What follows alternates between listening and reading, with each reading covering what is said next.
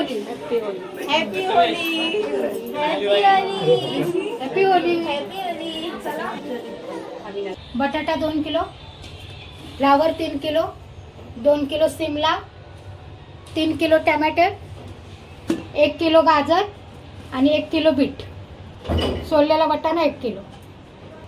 आता हे गाजर आपण स्वच्छ धुवून घेऊया.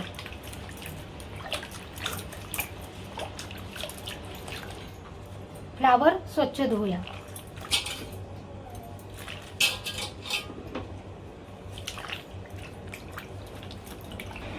या पाण्यामध्ये मी हळद आणि मीठ टाकले. हळदीच्या आणि मिठाच्या पाण्याने आपण हे स्वच्छ धुवून घेऊया. शिमला पण आपण स्वच्छ धुवून घेऊया. आता हे 2 किलो बटाटे मी हळदीच्या पाण्यात स्वच्छ धुवून घेतले. आता इथे बघू शकता 2 किलो फ्लावर अजून आपण टाकूया.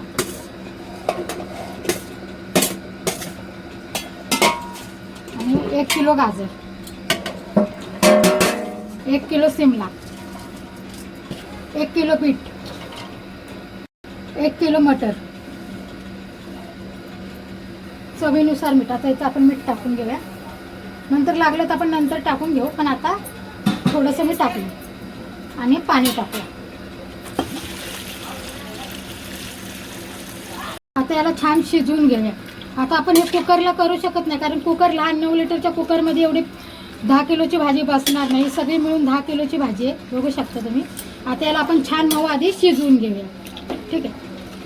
आता इथं बघू शकता मी टमॅटो छान असे शिजवून घेतले. हे 3 किलो टमॅटो आहेत. हे बघा मस्त असे छान कुकरला लावून शिजवून घेतले. आता आपण याला चांगलं घाटून घेऊया.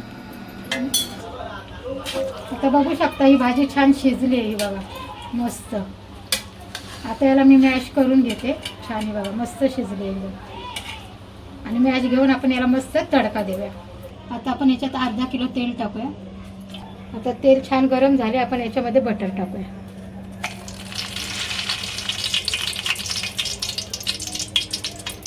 आपण याच्यात कांदे टाकूया.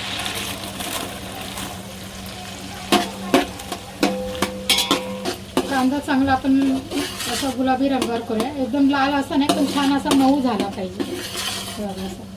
आता कांदा छान नरम पडला बघू शकता तुम्ही. आता याच्यात आपण टाकूया अद्रक लसूणची पेस्ट. आता इथे मी अद्रक लसूणची पेस्ट मिक्स करून घेऊ.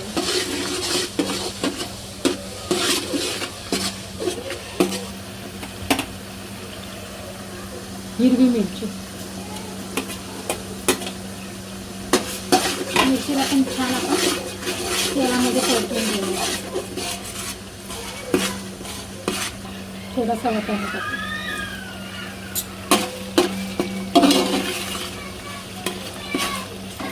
पावभाजी मसाला, काश्मीरी लाल तिखट छान मिक्स करू. आता थोडीशी कोथिंबीर टाकूया. अर्धी वाटी कोथिंबीर आहे. नंतर वरून टाकायला थोडी ठेवली. ते छान मिक्स करून घ्यावं. मस्त तेल सुटलं. आता बघू शकता इथं पावभाजी आहे मस्त आहे बघा. मस्त मॅश करून घेतली आहे मी. ही बघा एकदम अशी बारीक केली. आता याच्यामध्ये आपण केलेला तडका आपण टाकून घेऊया. हा बघा आता हा तडका आहे, हा मी याच्यामध्ये टाकते. आता मिक्स करून घेऊ.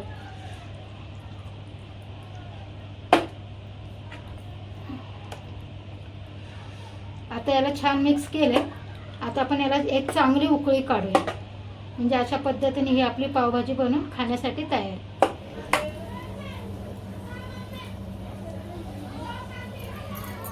अजून पावभाजी मसाला टाकूया.